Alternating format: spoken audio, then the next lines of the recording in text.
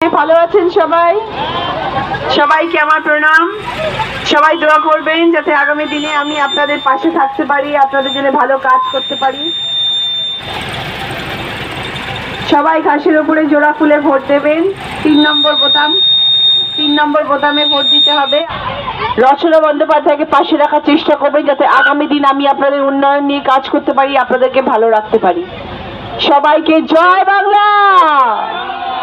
আপনাদের পাড়ায় মাওবাটি মানুষের নেত্রী আশীর্বাদ ধন্য মমতা ব্যানার্জি, রচনা ব্যানার্জি আপনাদের গ্রামে আপনাদের পাড়ায় টিভি নাম্বার 1 টিভি পর্দায় যাকে দেখে সেই রচনা ব্যানার্জি আপনাদের পাড়ায় ভোট প্রচারে প্রত্যেক মায়েরা আপনার ঘর থেকে বাইরে বেরিয়ে এসে হুটখোলা গাড়িতে ভোট প্রচারে রচনা বন্দ্যোপাধ্যায়।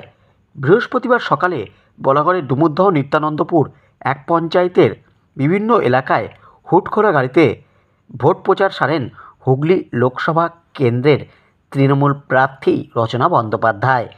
এছাড়াও রোড শোয়ে হাজির ছিলেন তৃণমূলের বলাগড়ের নির্বাচন কমিটির আহ্বায়ক শ্যামাপ্রসাদ রায় বন্দ্যোপাধ্যায়, ব্লক তৃণমূল কংগ্রেসের সভাপতি নবীন গঙ্গোপাধ্যায় সহ অন্যান্যরা। এদিন রাস্তায় দাঁড়িয়ে সাধারণ মানুষ রচনা বন্দ্যোপাধ্যায়কে দেখতে ভিড় জমান। তাতে কচি কাচারাও বাদ যায়নি। রোড শো চলাকালীন রচনা বন্দ্যোপাধ্যায় বলেন,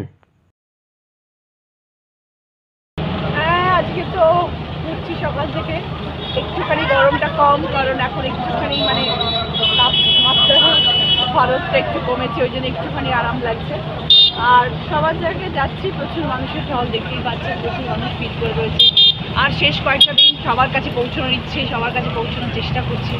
অনেক গ্রাম পৌঁছে উঠতে পারবো কিনা জানি না, চেষ্টা চালিয়ে রেখো। তিনিই তো বার্তা দিচ্ছেন সব জায়গায়, উনিই তো আমাদের মামাটি মানুষের নেত্রী, উনি আমাদের মুখ্যমন্ত্রী। ওনার বার্তা তো সবার ওপরে, ওনার বার্তাই সবার কাছে পৌঁছে যাক এবং সেই অনুযায়ী সবাই উন্নয়নের দিকে তাকাক, উন্নয়নের দিকে ভোট দিক, উন্নয়নের কথা মাথায় রেখে এগিয়ে যাক। উনি একমাত্র আমাদের পশ্চিমবাংলার মুখ্যমন্ত্রী যিনি বাংলার মানুষের জন্য ভাবেন, করেন। তার পাশে আমাদের থাকা উচিত। সবাই উনি বলছেন, একই কথা কি বারবার বলবেন? তো সবসময় তো উনি বলছেন এবং উনি গঙ্গার ভাঙন নিয়ে কাজও শুরু করে দিয়েছেন। নিশ্চয়ই হবে, সব দিদি যখন আছেন নিশ্চয়ই মানুষের কথা ভাববেন এবং তাদের জন্য কাজ